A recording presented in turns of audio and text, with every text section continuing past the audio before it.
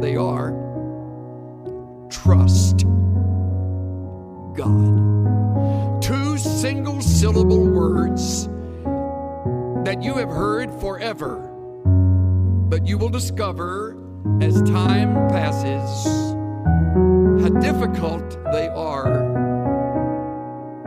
to obey. Trust God. With human tests, the key is knowing all the answers. But with God's test, the key is not knowing all the answers. With God's test, the key is trusting God to know the answer. You've got to trust God in the testing. Now, in the Bible, a test is a trial that purifies and prepares the heart. A test is a trial used by God to purify and prepare the heart. You are being tested. Always. You're being prepared.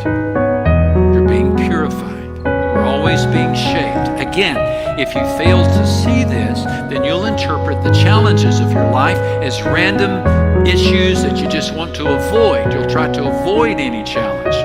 Now, nobody gets excited about tests, but if you understand that you serve a master weaver who's going to weave all of this together, you will be able to discover that there is purpose in the troubles that come your way. For when your faith is tested, your endurance has a chance to grow, so let it grow. For when your endurance is fully developed, you will be perfect and complete, needing nothing. God's goal on earth is not to make you happy. God's goal on your life is to grow you up to spiritual maturity. Happiness comes from holiness. And in heaven, you're going to be happy for trillions and trillions of years. This is the growing stage. This is the development stage. Not everything works perfectly, and not everything goes the way you want it to go, because God is much more interested in your character than he is your comfort. Now, one of the ways that God grows you up is by testing you.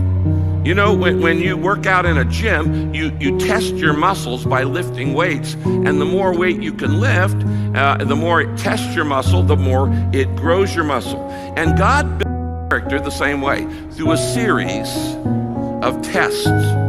And those tests test your faith, they test your character, they test your patience, they test all kinds of things in your life. Now, the good news behind that is that there's a purpose behind every problem in your life.